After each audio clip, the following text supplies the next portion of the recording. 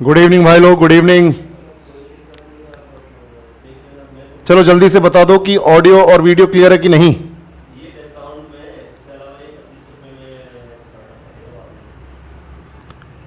Audio video clear है। Good evening Ramesh, Aditya, अभिषेक, good evening. चलो जल्दी से बताओ, ऑल ओके। चलो बहुत बढ़िया,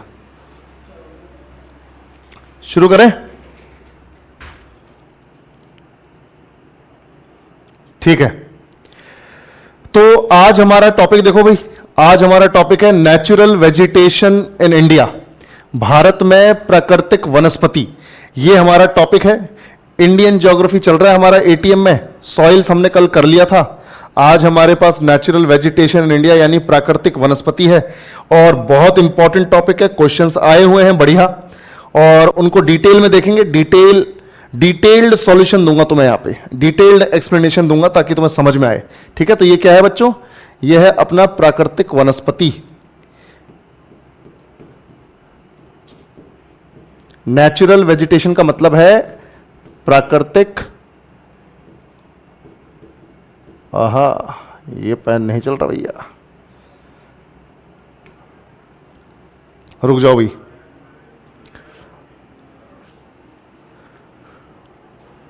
ठीक है, प्राकृतिक वनस्पति, ये हमारा चैप्टर है, और इसके आज हम क्वेश्चंस करने वाले हैं। पर उससे पहले मैं आप सबको बता दूं कि हमारा आरआरबी एनटीपीसी 2024 का जो जनरल अवेयरनेस स्पेशल बैच है, फाउंडेशन बैच है, फटाफट से जिसने भी अभी अपने अपना एनरोलमेंट नहीं करवाया है वो जल्दी से करवा ले, क्योंकि बैच बढ़िया तरीके से चल रहा है, आगे बढ़ रहा है। महीने भर बाद ये बैच किसी काम का नहीं रहेगा अगर तुम फाउंडेशन लेने की सोचोगे तो। ठीक है, महीने भर के अंदर अंदर इस फाउंडेशन को ले लो ताकि टाइम रहते हुए तैयारी जबरदस्त तरीके से हो जाए। ठीक है भाई, तो आराम से इस बैच को ज्वाइन करो अगर बेसिक्स क्लियर नहीं है तो। और अगर बेसिक्स क्लियर है और तुम सिर्फ एटीएम में हो तो बहुत अच्छी बात है। बेसिक्स क्लियर है तो आपको लेने की जरूरत नहीं है बिल्कुल भी, पर बेसिक्स 1% भी क्लियर नहीं है तो फिर आपको लेने की जरूरत है इस कोर्स को, ताकि आपकी तैयारी बाकियों जितनी बढ़िया चल पाए। ठीक है, चलो शुरू करते हैं सेशन को। ये हमारा पहला क्वेश्चन है।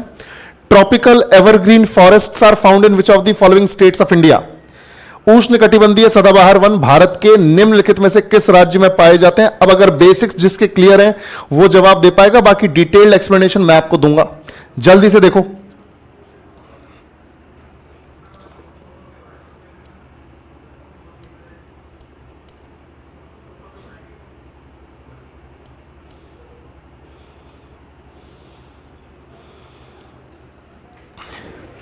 बेटा जब से ये कोर्स चल रहा है ना, ये ऑलरेडी ऑफर के साथ ही है, अदरवाइज ये 699 का है। ठीक है, ये ऑलरेडी ऑफर में ही चल रहा है।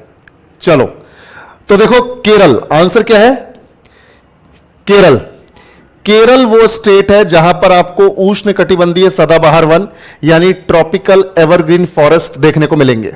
ठीक है, अब सबसे पहले तो ये समझ लेते हैं कि भारत में जो नेचुरल वेजिटेशन है, प्राकृतिक वनस्पति, वो 5 तरह की है। ध्यान से सुनना मैं क्या बोल रहा हूं। भारत में प्राकृतिक वनस्पति का मतलब होता है ऐसे पेड़ पौधे जो बिना किसी मानवीय हस्तक्षेप के उगने लगते हैं, यानी ऐसे पेड़ पौधे जिनको आप नहीं उगा रहे हो, वो नेचुरली उग रहे हैं, आपके एफर्ट्स की जरूरत नहीं है उन्हें। जैसे जंगल है, जंगल जनरली हम नहीं उगाते, जो जंगल है वो जनरली हम उगाते ही नहीं है, वो अपने आप उगते हैं।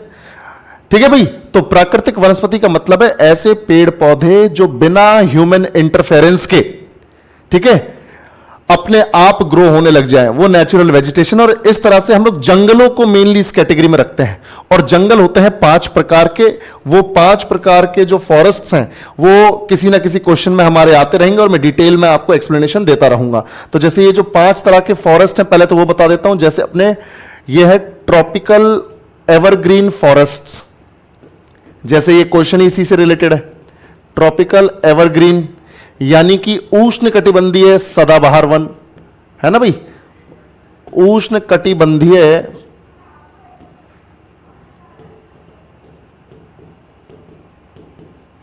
सदाबहार वन। दूसरा है tropical deciduous forest. Tropical deciduous, इसका मतलब है उष्णकटिबंधीय पर्णपाती वन, उष्णकटिबंधीय पर्णपाती वन, उष्णकटिबंधीय पर्णपाती वन। तीसरा है भैया tropical thorn forest, tropical thorn forest, यानी कि उष्णकटिबंधीय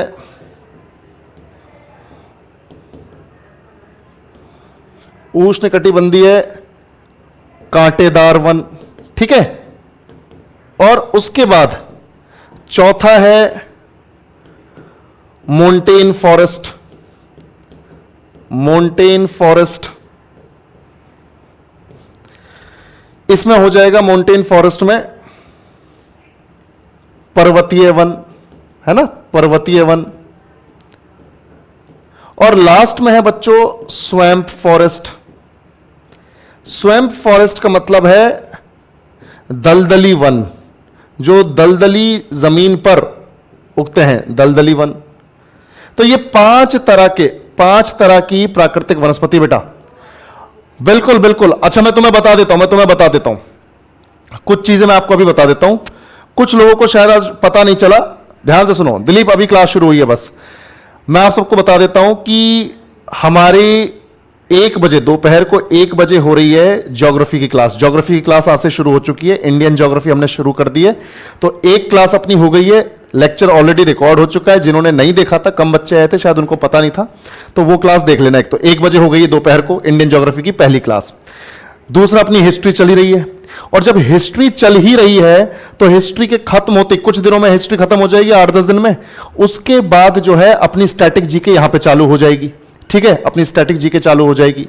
तो आराम से तैयारी करो, सारे सब्जेक्ट्स कवर होंगे। अब 2-2 क्लास लेनी शुरू कर दी तो आराम से सिलेबस टाइम पे खत्म हो जाएगा, ठीक है भाई, बिल्कुल बिल्कुल, कोई बात नहीं। नोटिफिकेशन नहीं आता, मैं तुम्हें टाइमिंग बता रहा हूं ना यार, तुम टाइमिंग पे आओ। 1 बजे ज्योग्राफी और 7 बजे अपना हिस्ट्री, हिस्ट्री के बाद आगे स्टैटिक जीके आ जाएगा, और 6 बजे अपना एटीएम है, ठीक है। चलो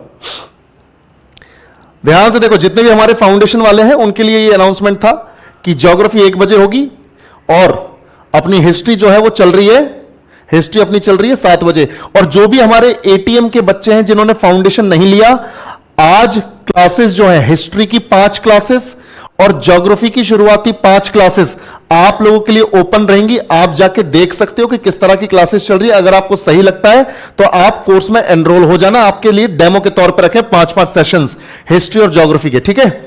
चलो अब ध्यान से देखो, ट्रॉपिकल एवरग्रीन फॉरेस्ट कौन से स्टेट में पाए जाते हैं? तो सबसे पहले तो हमारे ये वाले फॉरेस्ट की बात हो रही है क्वेश्चन में। अब मैं आपको बताता हूं, ध्यान से सुनो। जब भी आप किसी फॉरेस्ट को पढ़ोगे, हमेशा पढ़ना है उसे 5 पॉइंट्स में। ध्यान से देखो, क्वेश्चंस ज्यादा नहीं है, क्वेश्चंस कम है, पर इसमें मैं डिटेल्ड सॉल्यूशन लेके आया हूं ताकि तुम्हारा पूरा का पूरा टॉपिक यहीं खत्म हो जाए। ध्यान से देखो, अगर तुम्हें ट्रॉपिकल एवरग्रीन फॉरेस्ट पढ़ना है ना भाई, जैसे उष्णकटिबंधीय सदाबहार वन पढ़ना है, ट्रॉपिकल एवरग्रीन फॉरेस्ट, तो अब ध्यान से समझो, 5 पॉइंट्स में पढ़ना होता है। ये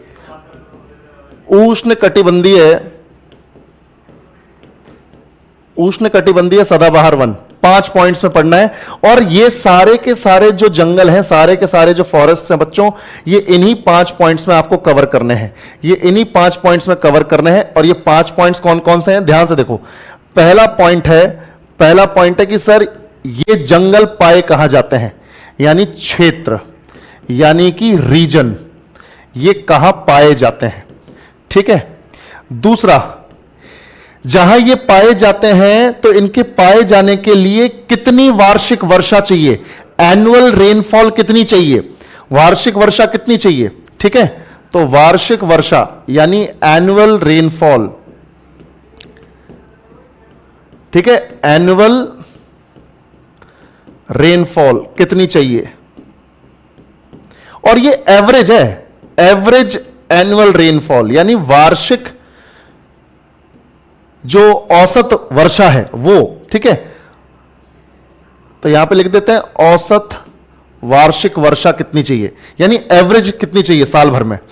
तीसरा, औसत वार्षिक तापमान, भाई ऐसे जंगलों के बने रहने के लिए टेम्परेचर का कितना होना जरूरी है, ठीक है, एवरेज एनुअल टेम्परेचर, यह भी पता होना चाहिए, यानी वर्षा कितनी होनी चाहिए साल भर में। ध्यान से देखो बेटा, बिल्कुल बिल्कुल ज्योग्राफी का फोल्डर अलग बनेगा, ठीक है। रितांकर यहां पर भी होगा, एटीएम में भी सारी चीजें होंगे, चाहे वो पॉलिटी हो, इकोनॉमिक्स हो, स्टैटिक जीके हो, सब कुछ यहां पर भी होगा। यहां क्वेश्चन आंसर के फॉर्मेट में और फाउंडेशन में तो वहां वो थ्योरी के फॉर्म में हो रहा है, ठीक है। ध्यान से देखो, ये अपना एटीएम का बैच है, एटीएम के बैच में सब कुछ क्वेश्चन आंसर के फॉर्मेट में होगा और बेसिक से नहीं होगा, क्योंकि ये एवरेज टू मास्टर बैच है, शुरू से आपको बताया गया है।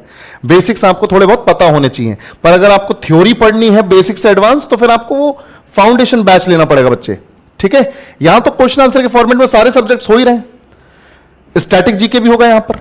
अब देखो ध्यान से, औसत वार्षिक तापमान, चौथा पॉइंट आपको पढ़ना है, चौथा पॉइंट आपको पढ़ना है यहां पर।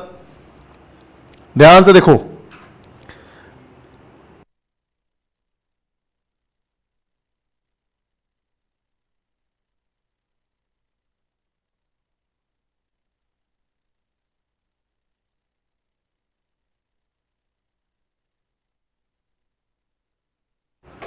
अरे तानिया बेटा, ये एनटीपीसी का बैच नहीं है, एटीएम बैच चल रहा है, ठीक है। एनटीपीसी का अपना 7 बजे है फाउंडेशन बैच, ये तो एटीएम चल रहा है, हर दिन इतने टाइम ही तो चलता है।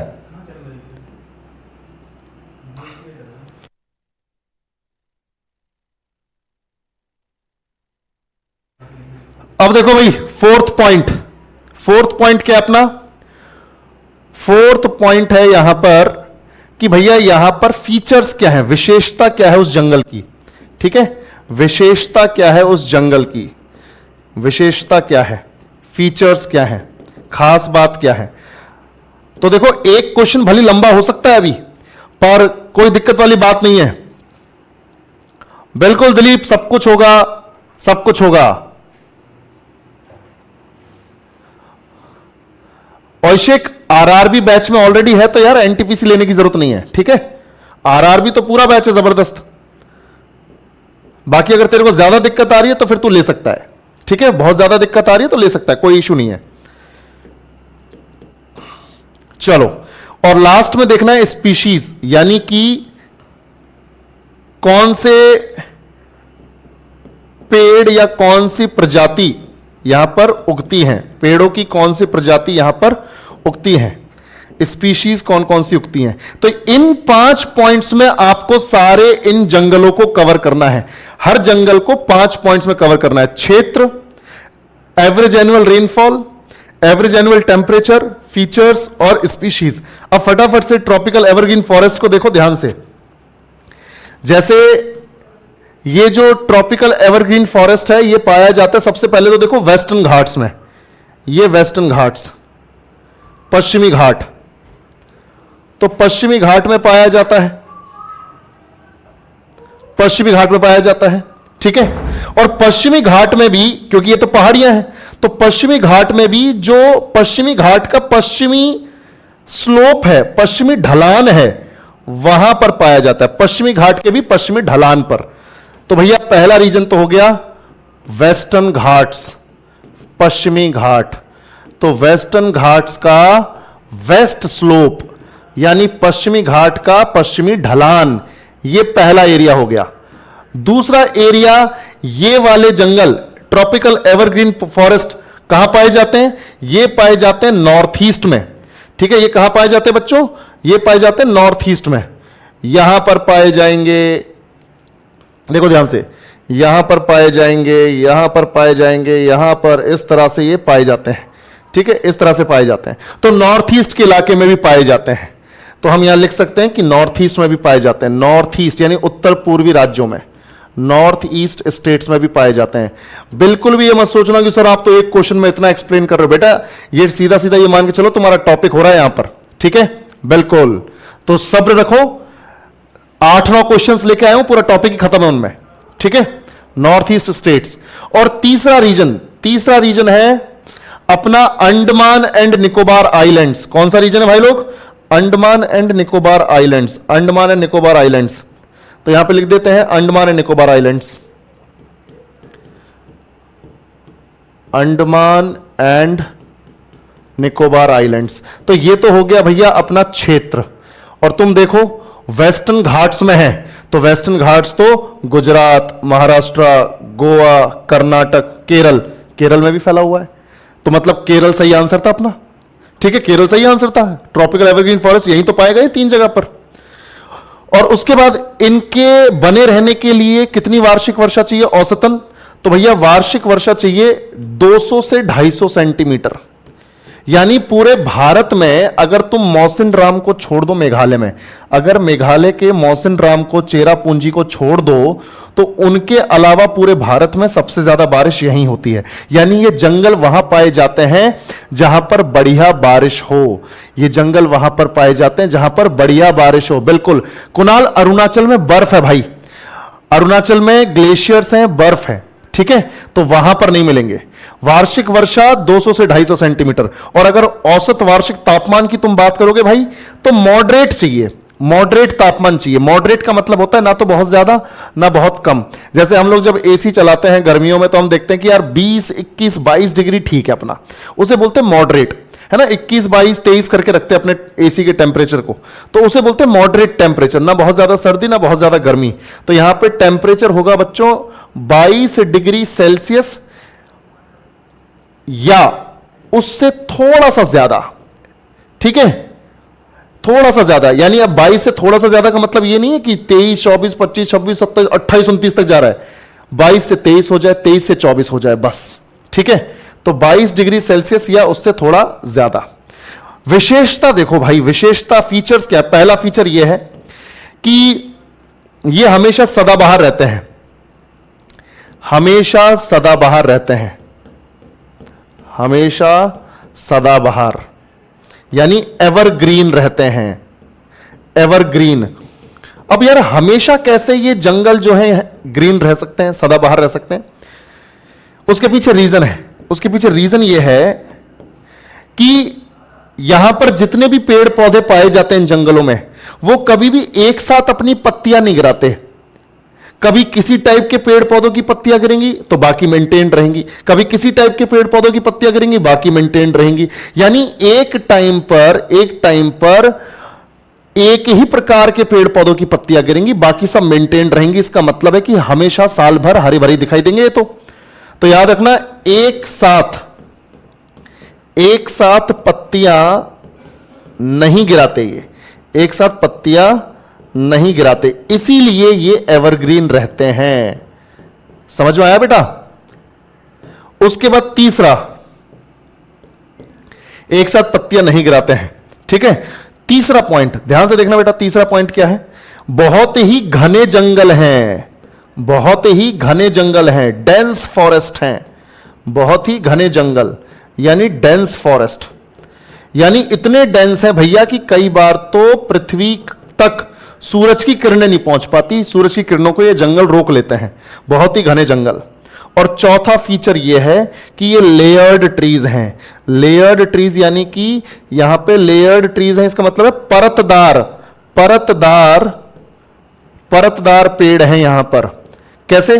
मैं आपको बताता हूं, इस तरह से देखो। परतदार पेड़ का मतलब क्या होता है? परतदार पेड़ का मतलब यह है कि मान लो ये जमीन है और यहां पर ये देखो भाई, यहां पर इस तरह से ये झाड़ियां मिल जाएंगी। उसके बाद देखो बेटा ध्यान से, यहां पर अलग अलग हाइट के पेड़ पौधे आपको दिख जाएंगे। ये देखो, ये देखो इस तरह से लेयर्ड है कि नहीं? देखो ये लेयर, ये लेयर, ये लेयर, ये लेयर। ये जो सबसे ऊंचे वाले ये तो कई बार 60 मीटर तक की ऊंचाई तक के होते हैं, 60 मीटर तक के। तो ये लेयर बन रही है, परतदार जंगल है, परतदार पेड़ है। अब तुम बोलोगे सर कौन कौन से पेड़ पाए जाते हैं, कौन कौन सी प्रजाति पाई जाती है? तो बेटा प्रजाति में पाए जाते हैं रोजवुड। कौन से पेड़ पाए जाते हैं? रोजवुड, महोगनी, महोगनी, एनी और एबनी, ये पाए जाते हैं। रोजवुड, महोगनी, एनी, एबनी, इस तरह के पेड़ पाए जाते हैं। ये आपको ध्यान रखना है, ठीक है भाई। बिल्कुल बेटा। प्रियम, सिनकोना नहीं, सिनकोना वो माउंटेनस फॉरेस्ट है, वो अलग जगह पे पाए जाते हैं, वो माउंटेन फॉरेस्ट में आते हैं, ठीक है। शीशम नहीं है विशाल, वो डेसिडियस में आते हैं बेटा, पर्णपाती में आते हैं, ठीक है। कोई बात नहीं आवश्यक, कोई बात नहीं बेटा, जैसे तेरे को ठीक लगे वैसे कर, कोई दिक्कत नहीं। क्लास नंबर 80 शो नहीं हो रही है, ठीक है ठीक है, मैं बात करता हूं टीम से, क्लास नंबर 80 शो क्यों नहीं हो रही है, ठीक है। कुणाल, सैंडलवुड भी उसी में आएगा, डेसिडियस में, पर्णपाती में। तो ये अपना हो गया यहां पर। अब तुम्हें मालूम है कि केरल में है अपने ट्रॉपिकल एवरग्रीन, तो आंसर हमारा केरल है। गुजरात, उत्तर प्रदेश, राजस्थान में तो कहीं है ही नहीं भाई। गुजरात, उत्तर प्रदेश, राजस्थान में कहीं दिख रहे हैं तुम्हें? नहीं है, खत्म बात, हो गया कंटेंट। चलो, in India which vegetation has dominating species? Teak, sal, sheesham, ठीक है। टीक, साल, शीशम। टीक का मतलब होता है बच्चों सागौन या सागवान, ठीक है। देखो भाई, तीनों की तीनों जो पेड़ है, तीनों के तीनों जो प्रजाति हैं, ये फर्नीचर बनाने में इस्तेमाल होती हैं, है ना। तीनों के तीनों फर्नीचर बनाने में इस्तेमाल होती हैं। तो भारत में सागौन, साल, शीशम जैसी किस वनस्पति की प्रमुख प्रजातियां हैं? जल्दी बताओ, जल्दी से जवाब दो।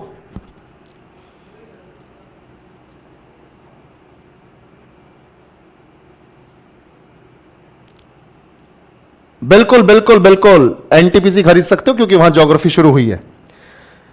चलो भाई, और जिनको भी डेमो लेना है, 5 क्लासेस ज्योग्राफी की शुरुआत में रहेंगी तुम्हारे लिए ओपन डेमो के तौर पर, 5 क्लासेस हिस्ट्री की रहेंगी, ठीक है। देख लो, कंटेंट पसंद आता है तब लो, ऐसी पैसा उड़ेलने की जरूरत नहीं है।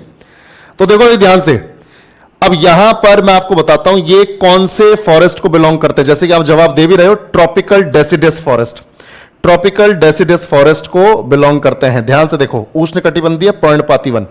पर एक चीज अपने दिमाग में बैठा लो, एक चीज अपने दिमाग में बैठा लो बेटा, कि ये जो उष्णकटिबंधीय पर्णपाती वन है, ये 2 तरह के होते हैं।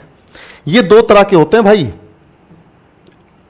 डेसिडियस फॉरेस्ट, पर्णपाती वन 2 तरह के हैं। एक तो है मॉइस्ट डेसिडियस, मॉइस्ट डेसिडियस, यानी कि हिंदी में भी बताऊंगा और बता भी रहा हूं, बिल्कुल भी घबराने की जरूरत नहीं। मॉइस्ट डेसिडस, ठीक है। मॉइस्ट डेसिडस का मतलब है आर्द्र पर्णपाती, यानी जहां पर, जिन जंगलों में नमी ज्यादा हो, पानी की मात्रा, मॉइस्चर की मात्रा ज्यादा हो, तो आर्द्र पर्णपाती, यानी ऐसे पर्णपाती वन जिनमें नमी ज्यादा है। वहीं ड्राई डेसिडस का मतलब है, ड्राई डेसिडस का मतलब क्या है? शुष्क पर्णपाती, ठीक है। शुष्क पर्णपाती यानी कि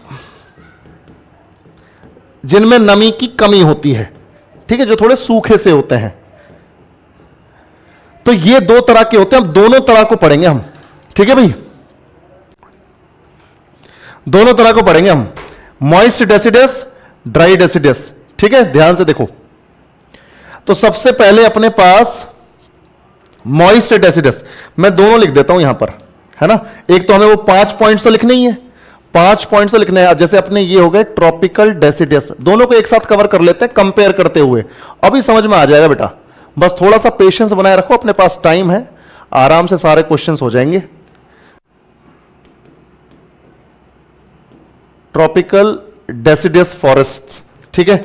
तो 2 तरह के हैं, एक तरफ लिख लेते हैं, एक तरफ लिख लेते हैं अपन मॉइस्ट, और एक तरफ अपन लिख लेते हैं ड्राई, ठीक है भाई। एक तरफ हम लोगों ने लिख लिया मॉइस्ट, एक तरफ लिख लिया ड्राई, यानी आर्द्र पर्णपाती वन और शुष्क पर्णपाती वन, यानी ड्राई पर्णपाती वन। चलो देखो, अब यहां पर तुम सबको मालूम है कि हमें कौन कौन से फीचर्स, यानी कौन कौन से पॉइंट्स में कवर करना है। पहला तो रीजन है, क्षेत्र, रीजन। दूसरा है एनुअल एवरेज रेनफॉल, यानी बारिश। फिर तीसरा है अपने पास एनुअल एवरेज टेम्परेचर, मैं शॉर्ट में लिख रहा हूं अब, ठीक है, अब तो समझ में आ ही जाएगा तुम्हें। फोर्थ है फीचर्स, यानी विशेषताएं, फीचर्स यानी विशेषताएं। और लास्ट में है बच्चों स्पीशीज यानी प्रजातियां, है ना, प्रजातियां। चलो शुरू करते हैं अब कंपेयर करते हुए। ध्यान से देखो बेटा, रीजन मॉइस्ट वाले का कहां है? मॉइस्ट वाले को मैं रेड कलर से मार्क करता हूं, ठीक है, मॉइस्ट वाले को रेड कलर से और ड्राई वाले को ग्रीन कलर से। तो मॉइस्ट वाले का रीजन ये है, जैसे ये वेस्टर्न घाट्स थे, पश्चिमी घाट थे, देखो ये अपने क्या है, वेस्टर्न घाट्स हैं, ये वेस्टर्न घाट्स हैं, ये वेस्टर्न घाट्स, ये देखो ये पहाड़ियां हैं जो वेस्ट कोस्ट पर हैं, वेस्टर्न घाट्स।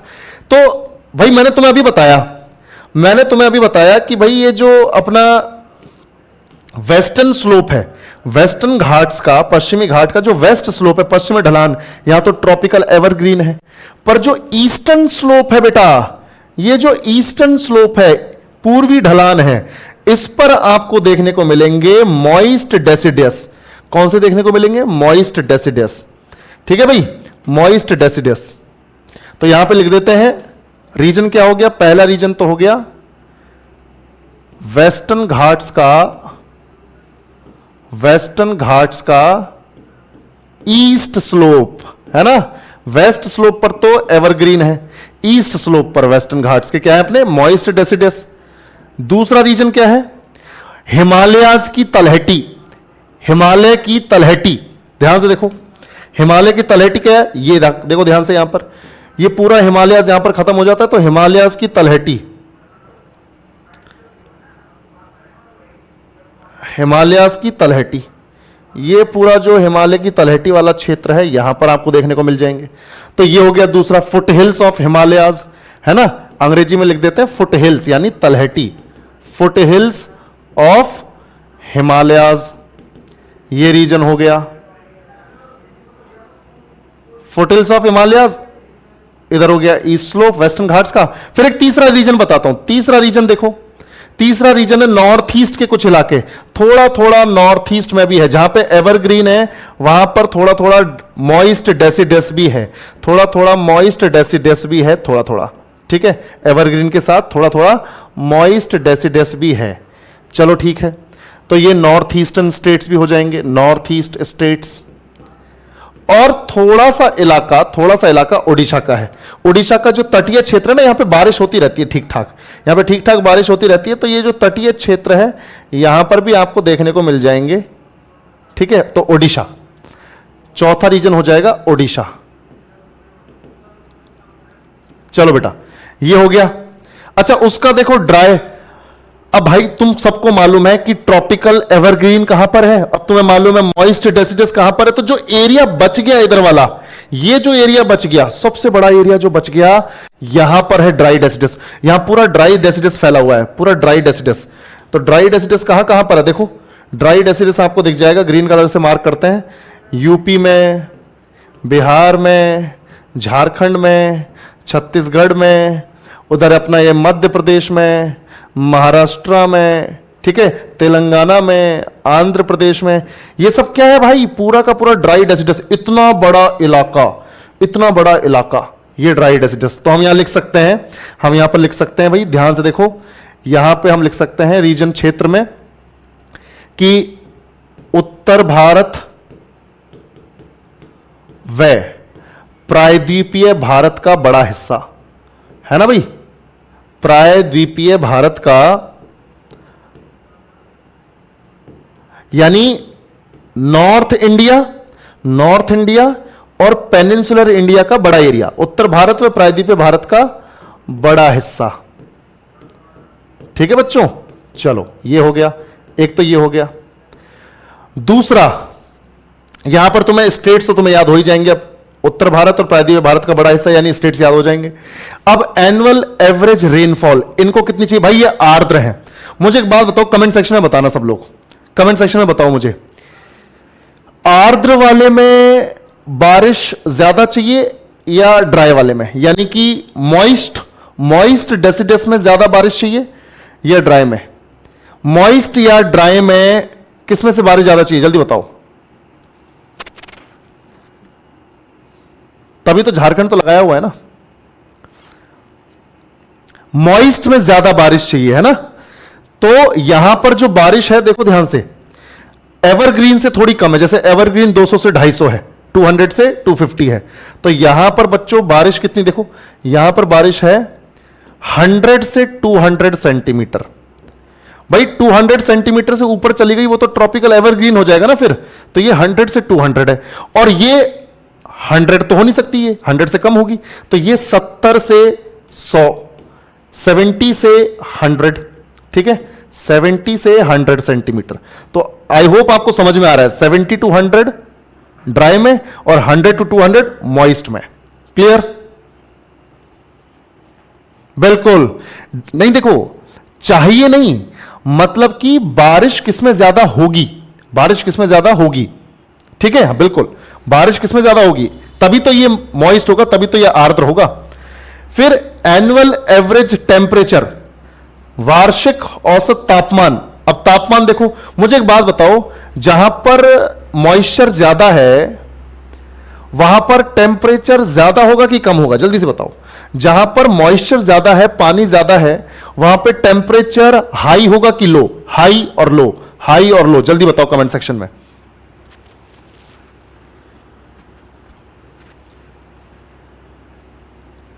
कम होगा, टेम्परेचर कम होगा, वेरी गुड। जहां पे बारिश ज्यादा होगी उसकी वजह से थोड़ी ठंडक बढ़ जाती है ना भाई, तो टेम्परेचर अपने आप कम हो जाता है। अब जैसे बारिश का मौसम आ जाए तो गर्मी क्या होती है, कम हो जाती है, बिल्कुल। तो यहां टेम्परेचर कितना देखो, एक रेंज है, एक रेंज है, उस रेंज के बीच में रहता है 23 degree Celsius to 27 degree Celsius. मुझे एक बात बताओ, 23 डिग्री से 27 डिग्री के बीच में पाया जाएगा टेम्परेचर, पर 23 के नजदीक पाया जाएगा या 27 के पास, बताओ भाई। बारिश हो रही है यहां पे तो पानी ज्यादा है यहां पर, तो मुझे बताओ 23 के पास पाया जाएगा या 27 के पास, किसके क्लोज पाया जाएगा, किसके क्लोज, 23 और 27? वेरी गुड, वेरी गुड, 23, शाबाश, दिमाग चला रहे हो तुम, बहुत बढ़िया, शाबाश। तो ये 23 के पास होगा, तो मैंने यहां पे इसको सर्कल कर दिया, ठीक है, सर्कल कर दिया मैंने। अच्छा, यहां ये शुष्क है, यहां ये ड्राई है, तो ड्राई में भी रेंज तो सेम रहेगी बेटा, रेंज तो सेम रहेगी 23 degree Celsius to 27 degree Celsius, पर ये ड्राई है, टेम्परेचर 23 के पास रहेगा या 27 के ज्यादा क्लोज रहेगा, जल्दी बताओ, जल्दी जल्दी जल्दी। 27 के क्लोज रहेगा, शाबाश, 27 के क्लोज रहेगा, ठीक है, वेरी गुड।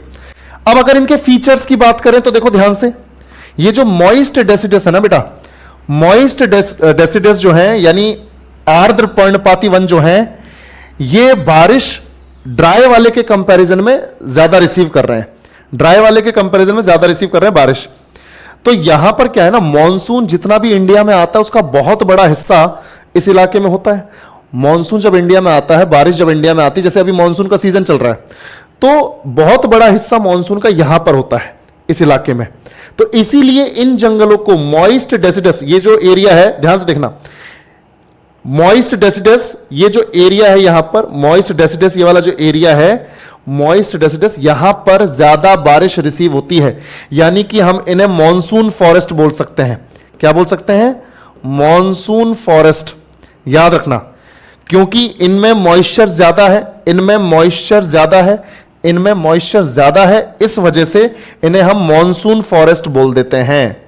पर अगर तुम बोलोगे सर, अगर हमसे यह सवाल पूछ लिया जाए कि सबसे ज्यादा भारत में कौन से वन पाए जाते हैं, ध्यान से सुनो मेरी बात, अगर तुमसे यह पूछा जाए कि भारत में सबसे ज्यादा एरिया में कौन से जंगल हैं, तो भाई सबसे ज्यादा है ड्राई डेसिडियस, ड्राई डेसिडियस। अगर वहां पे पूछ रहे हैं मॉइस्ट डेसिडियस, ड्राई डेसिडियस, या ट्रॉपिकल एवरग्रीन, या फिर ट्रॉपिकल थॉर्न, तो ड्राई डेसिडियस। पर अगर वहां पे सिंपली ये बोला है कि अपना tropical evergreen, tropical deciduous, tropical thorn या माउंटेन, तो फिर डेसिडियस होगा सिंपली। तो बेटा याद रखो, ये तो मॉनसून फॉरेस्ट है, क्योंकि यहां पे मॉइस्चर ज्यादा है। और यहां पर क्या होगा, यहां पर होगा बच्चों कि ये वाइड स्प्रेड हैं, यानी बहुत बड़े इलाके में फैले हुए हैं, बहुत बड़े इलाके में फैले हुए हैं, वाइड स्प्रेड फॉरेस्ट, बहुत बड़ा एरिया कवर किए हुए हैं, ठीक है भाई, बहुत बड़ा एरिया कवर किए हुए हैं। तो सही बात है, वाइड स्प्रेड है, ये मॉनसून है। स्पीशीज की बात करते हैं, ध्यान से देखो, स्पीशीज की बात करते हैं, कौन से पेड़ पौधे उगते हैं, ये इंपॉर्टेंट है, सवाल तो यहीं से आ रहे हैं बेटा। जब भी तुम फॉरेस्ट वाला चैप्टर पढ़ोगे, नेचुरल वेजिटेशन पढ़ोगे, याद रखना स्पीशीज से सवाल बन रहे हैं, तो आपको स्पीशीज याद रखनी है, ठीक है। ध्यान से देखो भाई, मॉइस्ट डेसिडस में कौन कौन सी प्रजातियां हैं, ध्यान से देखो। एक तो टीक है यानी सागौन, ठीक है, समझ में आया। एक तो टीक यानी सागौन, सागौन की लकड़ी फर्नीचर के लिए इस्तेमाल होती है, टीक।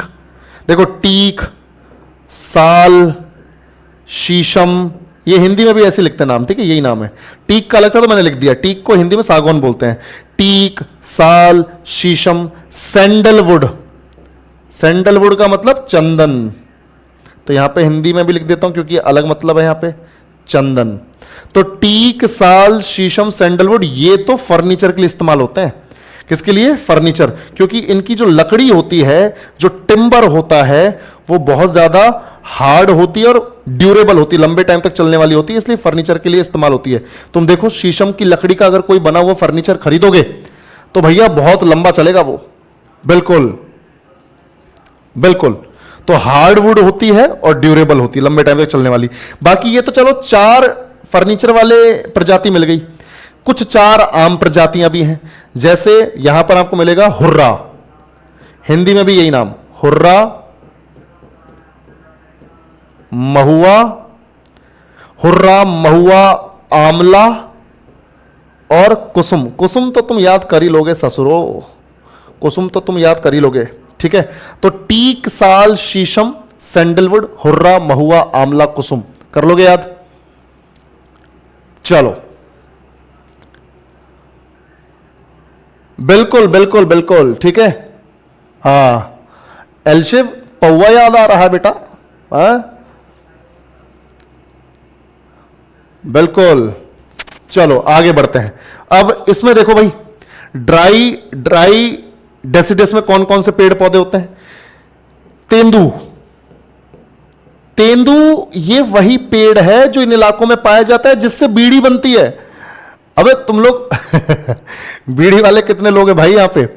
देखो जिस पत्ते से बीड़ी बनती है वो तेंदू वही पेड़ है, तो तेंदू की जो पत्तियां हैं उससे बनती है बीड़ी, बिल्कुल। चलो भैया देखो, तेंदू के बाद है तेंदू पलास, अमलतास, तेंदू हो गया, पलास हो गया, अमलतास हो गया। बेल, वो बेल पत्थर देखा है, शिव जी को चढ़ता है बेल, उसका जूस भी होता है ना, बेल पत्थर। तो तेंदू, पलास, अमलतास, बेल, खेर, और एक होता है अक्सलवुड। तेंदू, पलास, अमलतास, बेल, खेर, अक्सलवुड, ठीक है। तो ये हो गया बेटा ये सब कुछ, ठीक है। ये ग्रीन कलर से लिखना था पर कोई बात नहीं, अब लिख दिया यहां पर तो तुम याद रखो। अब यहां पे क्वेश्चन जो था हमारा, तो क्वेश्चन अब तुम्हें मालूम है कि टीक, साल, शीशम कौन से जंगल को बिलोंग करते हैं, तो भैया देख लो तुम, टीक, साल, शीशम ये ट्रॉपिकल डेसिडस को बिलोंग करते हैं। ट्रॉपिकल डेसिडस में भी यानी उष्णकटिबंधीय पर्णपाती में भी जो आर्द्र पर्णपाती है उनको बिलोंग करते हैं, ठीक है। तो हमने डिटेल में पढ़ लिया। What type of forest underwent a remarkable recovery with the active and willing participation of the local community in the Arabari forest range of the Midnapur district? जल्दी से ये बताओ, जल्दी से इसका जवाब दो। इसका जवाब दे दोगे तो मजा आ जाएगा। Midnapore district of West Bengal, इसका जवाब दो।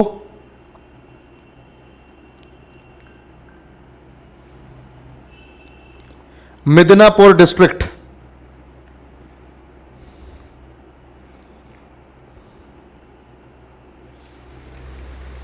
कुछ नहीं।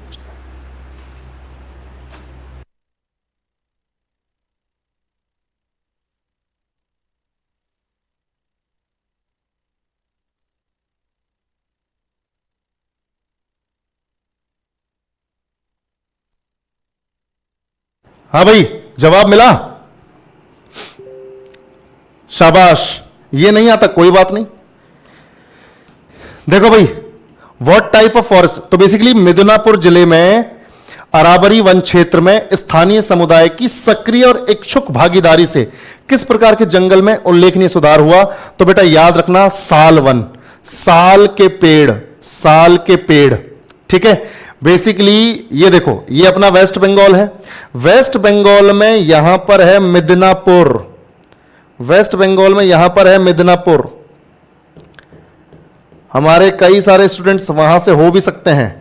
तो मिदनापुर के अराबरी वन क्षेत्र में साल के पेड़ को लोकल कम्युनिटी के एफर्ट से बहुत बढ़िया तरीके से रिकवर किया गया। काफी नुकसान हो रहा था वहां पर साल के जंगलों का। ठीक है, तो मिदनापुर डिस्ट्रिक्ट में अराबरी वन क्षेत्र, जगह का नाम है अराबरी, अराबरी वन क्षेत्र। तो वहां पर जो वहां के लोकल लोग हैं उन्होंने बहुत ज्यादा एफर्ट लगाए ताकि साल के पेड़ों को नुकसान ना हो। जो नुकसान हो रहा था उसे रोक दिया गया और वापस से रिकवरी शुरू हो गई।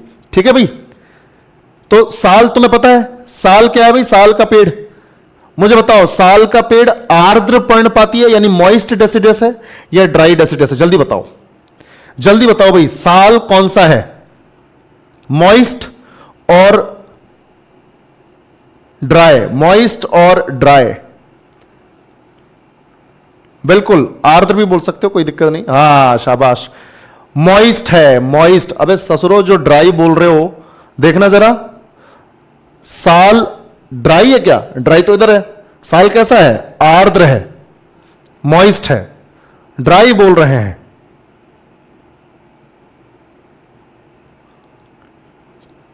चलो अब आगे बढ़ते हैं, नेक्स्ट क्वेश्चन।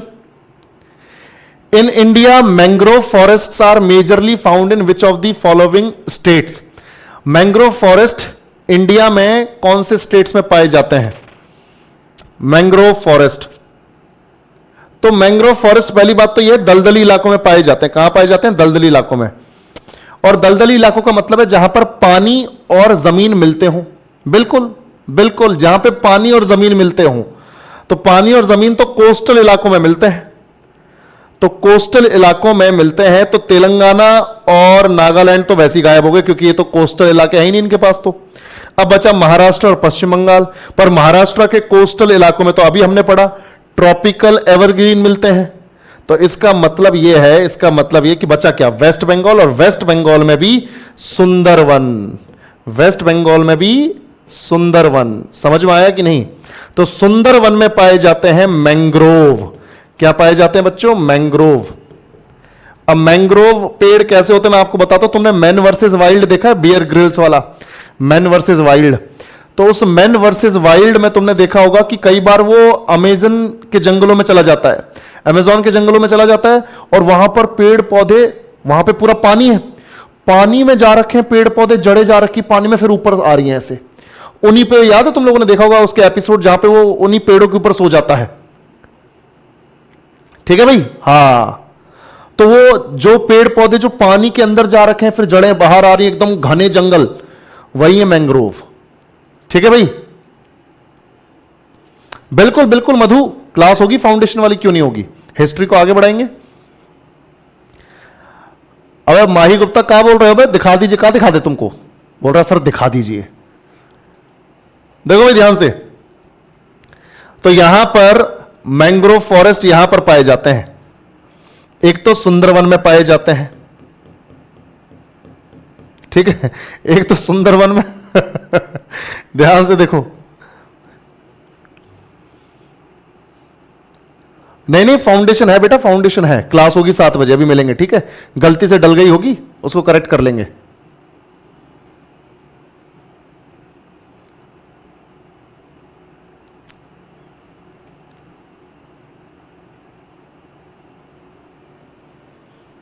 देखो अब ध्यान से, एक तो यहां पाए जाते हैं मैंग्रोव, दूसरा ये महानदी का जो डेल्टाई क्षेत्र है, महानदी का डेल्टा है। एक तो ये सुंदरवन हो गया, यहां पे तो गंगा नदी का डेल्टा है ना, सुंदरवन गंगा नदी का डेल्टा है, गंगा और ब्रह्मपुत्र का।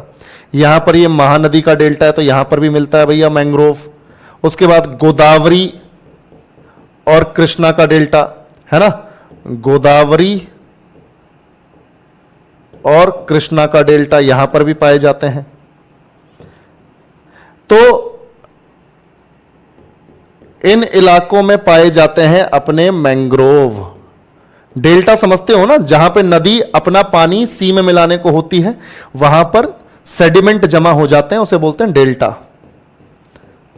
और अंडमान एंड निकोबार में भी, क्योंकि अंडमान एंड निकोबार के चारों तरफ पानी है, तो यानी जमीन पानी से मिल तो रही है। बीच वाले इलाके में, कोस्टल वाले इलाके में, बीचेस बोलते हैं हम लोग, तो अंडमान एंड निकोबार में भी आपको देखने को मिलेंगे मैंग्रोव।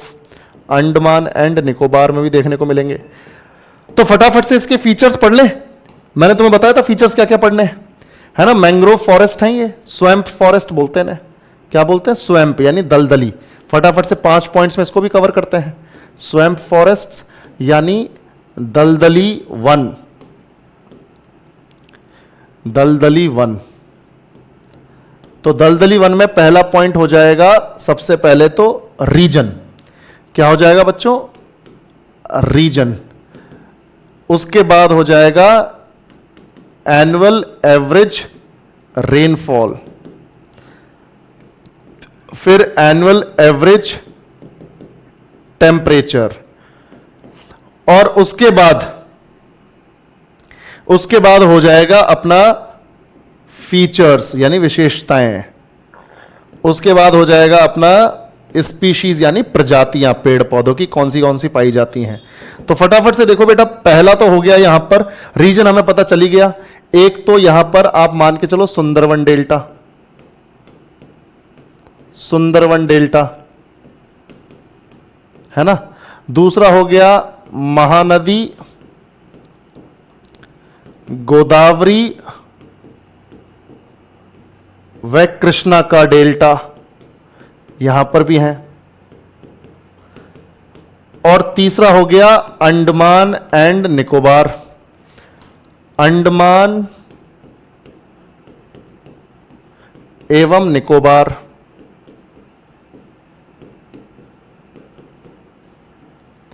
अंडमान एवं निकोबार, सुंदरवन हो गया, महानदी गोदावरी और कृष्णा का डेल्टा हो गया, अंडमान व निकोबार हो गया। उसके बाद एनुअल एवरेज रेनफॉल कितनी चाहिए भाई? अब ये तो कोस्टल इलाका है, यहां तो बढ़िया बारिश होती है, तो जब मैं बढ़िया बारिश बोल दूं ना भाई, तो समझ जाओ ये कि यहां पे बारिश जो है 100 सेंटीमीटर पार कर गई। जब भी मैं बोलूं ठीक ठाक बारिश होती है, अच्छी बारिश होती है, तो मान के चलो 100 प्लस, तो यानी 100 से 150 सेंटीमीटर, 100 से 150 सेंटीमीटर बारिश चाहिए। और जब इतनी बारिश होगी तो टेम्परेचर तो मॉडरेट ही रहेगा, बहुत ज्यादा तो हो नहीं सकता। मॉडरेट रहेगा, कितना मॉडरेट रहेगा? 22 डिग्री सेल्सियस से 26 डिग्री सेल्सियस के बीच में। 22 डिग्री सेल्सियस से 26 डिग्री सेल्सियस, मॉडरेट ही तो होता है, ना तो ज्यादा गर्मी ना ज्यादा ठंडी। भाई जब इतनी बारिश होगी तो ना तो बहुत ज्यादा ठंडी होगी ना बहुत ज्यादा गर्मी होगी। फीचर्स की अगर बात करें तो फीचर्स की बात करते हैं। अभी 4 फीचर्स हैं। पहले उससे पहले स्पीशीज बता देता हूं क्योंकि ये फटाफट हो जाएगा। जैसे यहां पर एक तो मैंग्रोव पाए जाते हैं। क्या पाए जाते हैं? मैंग्रोव, वही घने जंगल जो मैं बता रहा था कि जड़ें पानी में से निकल के बाहर आ जाती हैं। ठीक है, ध्यान से देखो भाई। उसके बाद मैंग्रोव के अलावा बांस का मतलब बैम्बू है ना, बैम्बू। उसके अलावा यहां पर कोकोनट यानी नारियल। और तुम लोग फालतू की बातें मत करो कमेंट सेक्शन में, पढ़ाने तो मेरे को बहुत बढ़िया फ्लो में हूं, वरना ससुरो ऑनलाइन कुटाई हो जाएगी तुम्हारी। अब देखो ध्यान से फीचर्स। पहला फीचर, इन जंगलों में, अब एक बात बताओ यार, ये जंगल वहां पर है जहां पर पानी मिल रहा है जमीन से, है ना, पानी मिल रहा है जमीन से, पानी मिल रहा है जमीन से। और पानी फ्रेश पानी नहीं है, वो खारा पानी है यार वो। तो खारे पानी में वेजिटेशन कैसे ग्रो हो रही है भाई? खारे पानी की भी अपनी वनस्पति होती है। खारे पानी में उगने वाली वनस्पति अलग है, वेजिटेशन अलग है। जैसे तुम यहां खारे पानी में नीम नहीं उगा सकते, तुम पीपल का पेड़ नहीं उगा सकते, यहां पे नीम का पेड़ नहीं उगा सकते, यहां शहतूत नहीं उगा सकते, यहां आम नहीं उगा सकते। तो खारे पानी में कुछ अपनी अलग तरह की क्या है? वेजिटेशन है। जैसे तो यहां पे हम लिख सकते हैं कि भाई खारे पानी वाली जो वनस्पति वो यहां पे उगती है, तो हम लिख सकते हैं कि सलाइन वाटर, सलाइन यानी इन जंगलों में सलाइन वाटर में उगने वाली वनस्पति पाई जाती है। उगने वाली वनस्पति यानी कि वेजिटेशन पाई जाती है। ठीक है, पहला पॉइंट तो यही हो गया। पहला फीचर यही हो गया। यानी यहां पर जो पेड़ पौधे होते हैं वो सॉल्ट टॉलरेंट होते हैं, यानी नमक को बर्दाश्त करने वाले होते हैं, नमक का असर नहीं होता उनके ऊपर, तो सलाइन वाटर में उगने वाली वनस्पति पाई जाती है यहां पे। दूसरा फीचर कि अगर कोस्टल इलाके में जंगल होंगे, भाई तटीय क्षेत्र में जंगल होंगे, तो जब भी कभी सुनामी वगैरह आएगी तो ये जंगल क्या करेंगे, उस पानी को पीछे की तरफ जाने से रोकेंगे। जहां पे लोग बसे हुए पीछे की तरफ इन जंगलों के, जैसे ये जंगल है, इनके पीछे लोग बसे हुए होंगे, ये जंगल इनके पीछे लोग बसे होंगे, तो पेड़ पौधे क्या करते हैं, ये ट्रीज क्या करते हैं, उस पानी को, सुनामी के पानी को अंदर जाने से रोकते हैं। ठीक है, एक तरीके से बाउंड्री का काम करते हैं, दीवार का काम करते हैं। तो हम बोल सकते हैं कि तटीय क्षेत्र को, ये जंगल क्या करते हैं, तटीय क्षेत्र को यानी कोस्टल एरिया को एक तो इरोजन से बचाते हैं, यानी अपर्दन से बचाते हैं, यानी कटाव से बचाते हैं, क्योंकि पानी क्या है, मिट्टी को काटता है। तो तटीय क्षेत्र को इरोजन यानी अपर्दन, हिंदी में लिख सकते हैं अपर्दन, इरोजन एवं प्राकृतिक आपदा से बचाते हैं। कोई नेचुरल डिजास्टर आ सकता है, नेचुरल कैलामिटी आ सकती है, नेचुरल कैलामिटी यानी प्राकृतिक आपदा से बचाते हैं। तो याद रखना, तटीय क्षेत्र को एक तो इरोजन यानी कटाव से बचाते हैं, क्योंकि जो पेड़ पौधे हैं वो मिट्टी को होल्ड कर लेते हैं, तो जब पानी टकराता भी है तट पर तो वो काटता नहीं है, उसको, मिट्टी को काटता नहीं है, प्राकृतिक आपदा से बचाने के लिए। और जब यार इतने पेड़ पौधे होंगे तो यहां पर कुछ जानवर, पक्षी, वो सब भी तो रहेंगे, यानी उनके लिए तो घर भी हो गया ये पेड़ पौधे। तो याद रखना, ये शेल्टर है, ये शरण है, शेल्टर है किसके लिए, जानवरों के लिए, फौना के लिए, जानवरों के लिए यानी फौना के लिए। तो ये तो शरण का काम कर रहे हैं, शेल्टर का, घर का काम कर रहे हैं। और चौथा, यहां पर सुंदरवन में, स्पेशली सुंदरवन में एक ट्री होता है, सुंदरी ट्री होता है, सुंदरी पेड़ होता है। ठीक है, यहां पर भी हम सुंदरी लिख देते हैं, पर यह सिर्फ सुंदरवन में होता है। सुंदरवन का नाम सुंदरवन इसलिए पड़ा है, इसी सुंदरी ट्री की वजह से, सुंदरी ट्री की वजह से। तो सुंदरी पेड़ जो है, जो सुंदरवन में पाया जाता है, इसकी लकड़ी, इसकी जो वुड है वो बहुत स्ट्रांग होती है, बहुत स्ट्रांग होती है और लंबे टाइम तक चलने वाली होती है, बहुत स्ट्रांग, जिसका इस्तेमाल होता है नाव बनाने में। किसके लिए भाई लोग, नाव बनाने में, नाव बनाने में, और दूसरा घर बनाने में। तुम लोगों ने देखे होंगे लकड़ी के घर होते हैं ऐसे, जहां पे पानी होता है ना, वहां पे लकड़ी के घर होते हैं। पहले एक लकड़ी का प्लेटफॉर्म बनता है और उसके ऊपर घर बनता है ना। पहले लकड़ी का प्लेटफॉर्म बनेगा, इस तरह से प्लेटफॉर्म बनेगा, और फिर इसके ऊपर घर बनेगा। ठीक है भाई, तो घर और नाव बनाने के लिए, बोट बनाने के लिए सुंदरी ट्री का इस्तेमाल होता है। तो ये हो गए भाई अपने स्वैम्प फॉरेस्ट। और अब क्वेश्चन जो था तुम्हें पता है कि भारत में मैंग्रोव फॉरेस्ट मेजरली कहां पाए जाते हैं, तो इन 3 स्टेट्स में तो नहीं, पश्चिम बंगाल में, वो भी सुंदरवन में, बाकी इलाके भी मैंने तुम्हें बता दिए कहां पाए जाते हैं। चलो नेक्स्ट क्वेश्चन, भाई इनमें से कौन सी पत्तियां बीड़ी बनाने के लिए इस्तेमाल होती हैं, जल्दी बताओ। अभी बताया था, डिस्कस किया था अभी। बिल्कुल विश्वजीत बोल सकते हैं, टाइडल फॉरेस्ट भी बोल सकते हैं।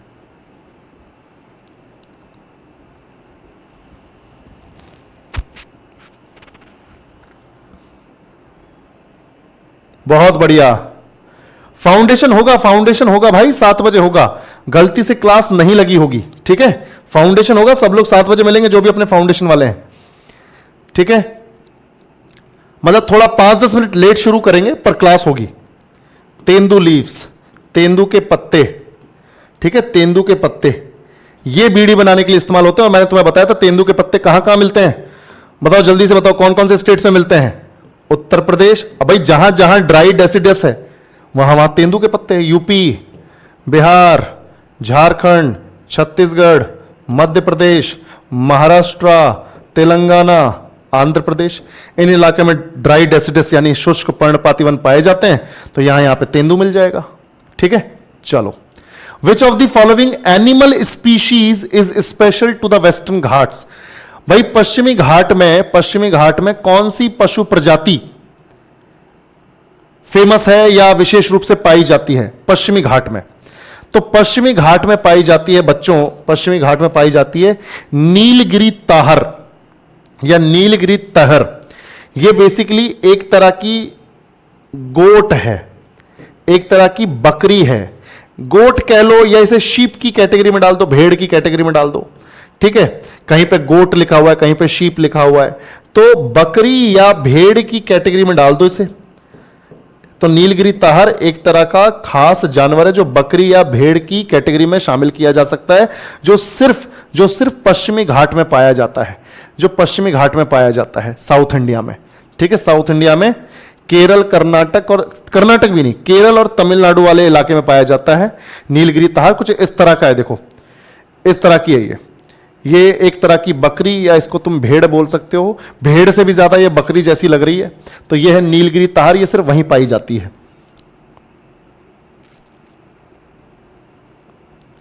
एलसी बाबू दिखा दिया, देखो ठीक है।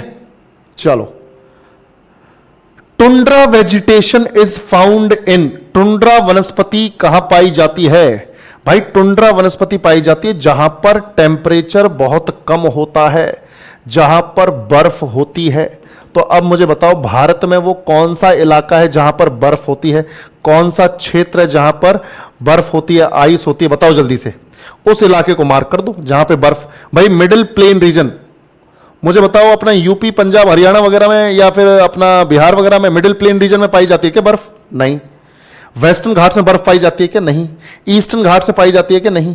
हिमालयन रीजन में, ठीक है। टुंड्रा वेजिटेशन हिमालय में। और टुंड्रा वेजिटेशन में जो पेड़ पौधे होते हैं उनके नाम देखो, एक तो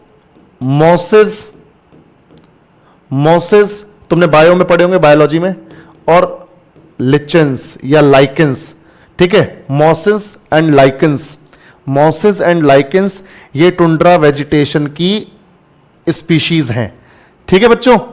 तो ये हिमालय क्षेत्र में पाए जाते हैं। कहां पर? हिमालयन क्षेत्र में पाए जाते हैं।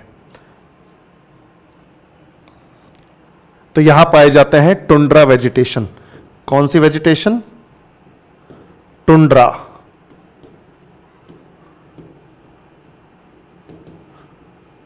Tundra vegetation. जल्दी से देखो, विच of the following is the most wide spread type of forest in India? निम्नलिखित में से कौन सा भारत में सबसे व्यापक प्रकार का जंगल है, जो सबसे ज्यादा फैला हुआ है? जल्दी से बताओ, जल्दी से बताओ।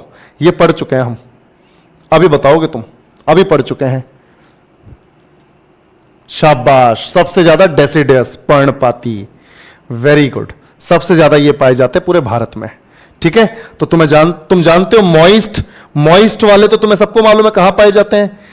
Eastern slope of western Ghats, है ना।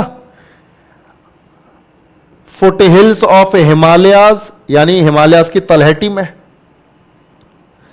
ओडिशा के कोस्टल इलाके में, और थोड़ा सा नॉर्थ ईस्ट में। चलो ठीक है। और ड्राई कहां पाए जाते तुम्हें मालूम है?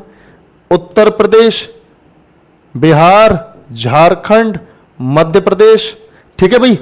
उसके बाद अपना छत्तीसगढ़, महाराष्ट्र, तेलंगाना, आंध्र प्रदेश। अब पूरे अगर डेसिडस को देखो तो पूरा डेसिडस देखो कहां से कितने बड़े एरिया में है, तो सबसे ज्यादा यही फैले हुए हैं। तो इस तरह से हमारा आज का पूरा टॉपिक कंप्लीट होता है, आज के हमारे क्वेश्चंस खत्म होते हैं। उम्मीद है कि आपको समझ में आए होंगे, और अगर तुम्हें डिटेल्ड एक्सप्लेनेशन अगर समझ में आ रहा है, इसी तरह से हम फाउंडेशन में ज्योग्राफी पढ़ने वाले हैं, एक एक चीज को पढ़ने वाले हैं मैप्स वगैरह के थ्रू।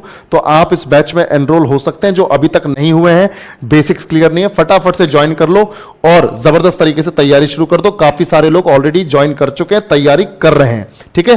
तो आज के सेशन को यहीं खत्म करते हैं। फाउंडेशन 10 मिनट में शुरू कर रहे हैं, 7:10 पे ज्वाइन करना सब लोग, 7:10 पे ज्वाइन करना, ठीक है। चलो।